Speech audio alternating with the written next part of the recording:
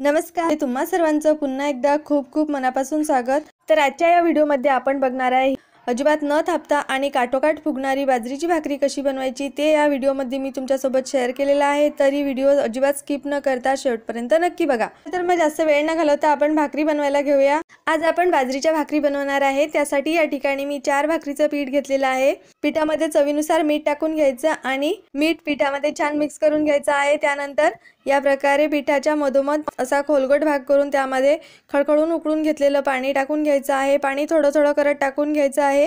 थोडं थोडं पाणी टाकायचं आणि पाणी छान पिठामध्ये मिक्स करून घ्यायचं। आवश्यकतेनुसार यामध्ये पाणी टाकून घ्यायचं आहे। सुरुवातीला पीठ गरम असल्यामुळे या प्रकारे सराट्याने पीठ छान मिक्स करून घ्यायचं आहे। त्यानंतर पीठ हलकसं कोमट झालं की तळहाताने पीठ छान मळून घ्यायचं आहे। सुरुवातीलाच पीठ छान मळल्यामुळे भाकर थापताना किंवा लाटताना अजिबात फाटत नाही। तर तुम्ही या ठिकाणी बघू शकता मी तळहाताने छान असं पीठ मळून घेत आहे। गरज वाटल्यास तुम्ही या ठिकाणी हलकासा थंड पाण्याचा हात घेऊन हे पीठ मळून घेऊ शकता। आता आज आपण ह्या भाकरी लाटून करत असल्यामुळे आपल्याला भाकरीचा गोळा अगदी सॉफ्ट असा मळून घ्यावा लागेल। तर तुम्ही बघू शकता या ठिकाणी मी छान असं पीठ मळून घेतलेलं आहे। आता मळून घेतलेल्या पिठाच्या आपल्याला लगेच भाकरी लाटायला घ्यायच्या आहेत, कारण हे पीठ आपल्याला चपातीप्रमाणे मुरत ठेवायची आवश्यकता नाहीये। तर भाकरी लाटण्यासाठी या ठिकाणी मी थोडंसं कोरडं पीठ सुद्धा घेतलेलं आहे। आता मळून घेतलेल्या पिठामधून या प्रकारे छोटासा किंवा आवडीनुसार आपल्याला गोळा घ्यायचा आहे आणि त्याला या प्रकारे हातावर थोडंसं मळून त्याला छान असा गोलाकार द्यायचा आहे। तर तुम्ही या ठिकाणी बघू शकता मी तवा सुद्धा गरम करण्यासाठी ठेवलेला आहे गॅसवरती।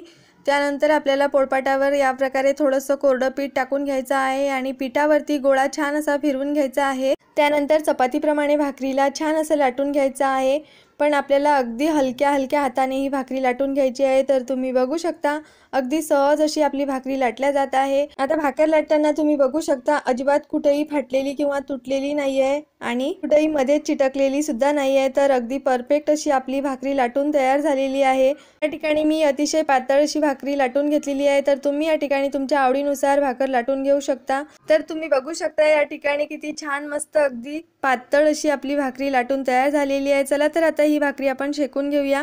या ठिकाणी तवा मी सुरुवातीला छान असा गरम करायला ठेवला होता। आता तवा छान असा गरम झालेला आहे। तव्यावरती आपल्याला भाकर टाकून घ्यायची आहे। आता हाय टू मीडियम फ्लेमवरती आपल्याला ही भाकर छान अशी शेकून घ्यायची आहे। तर भाकर टाकल्यानंतर त्यावरून असा पाण्याचा हात आपल्याला फिरवून घ्यायचा आहे। त्यानंतर खालच्या साईडने भाकर भाजून झाल्यानंतर आपल्याला भाकर पलटून घ्यायची आहे आणि दुसऱ्या बाजूने सुद्धा भाकरीला छान असं भाजून घ्यायचं आहे। या ठिकाणी 50% भाकरी तव्यावरती भाजून झाल्यानंतर बाकीची भाकरी आपण आचेवरती छान अशी खरपूस भाजून घेणार आहे। तर आचेवरती भाकरी भाजण्यासाठी या ठिकाणी मी गॅसच्या स्टोववरती या प्रकारे स्टँड ठेवून घेतलेला आहे आणि स्टँडवरती या प्रकारे भाकरी ठेवून हाय टू मीडियम फ्लेमवरती आपल्याला भाकरीला छान खरपूस असं भाजून घ्यायचं आहे। भाकरीला या प्रकारे गोल गोल फिरवत आपल्याला छान अशी भाकरी भाजून घ्यायची आहे। अगदी काठ वगैरे सुद्धा आपल्याला छान भाजून घ्यायचे आहे। तर तुम्ही बघू शकता अजिबात न थापता लाटलेली भाकरी सुद्धा आपली किती छान मस्त टम्म फुगलेली आहे। या ठिकाणी मला खरपूस भाकरी भाजलेल्या आवडतात, त्यामुळे मी छान अशी खरपूस भाकरी भाजून घेतलेली आहे। तर आता या ठिकाणी मी दुसरी भाकरी सुद्धा सारख्याच पद्धतीने लाटून घेतलेली आहे। आता ही भाकरी सुद्धा आपल्याला 50% तव्यावर भाजून घ्यायची आहे। त्यानंतर राहिलेली भाकरी मी तुम्हाला आचेवरती दाखवते कशी छान अशी टम्म फुगत आहे। सुरुवातीला जर आपण पीठ छान असं मळून घेतलं तर या प्रकारे भाकरी छान अशा टम्म फुगतात। आता सारख्याच पद्धतीने मी सगळ्या भाकरी करून घेते। तर तुम्हाला आजची माझी भाकरी बनवण्याची साधी सोपी पद्धत कशी वाटली हे मला कमेंट्स करून नक्की सांगा। आणि ज्यांना अजिबात भाकरी बनवता येत नाही त्यांच्यासोबत हा व्हिडिओ नक्की शेअर करा। व्हिडिओ आवडला असेल तर व्हिडिओला लाईक करा आणि चॅनलला सबस्क्राईब करा। चला तर मग भेटूया आणखीन अशाच नवनवीन रेसिपींसोबत। धन्यवाद।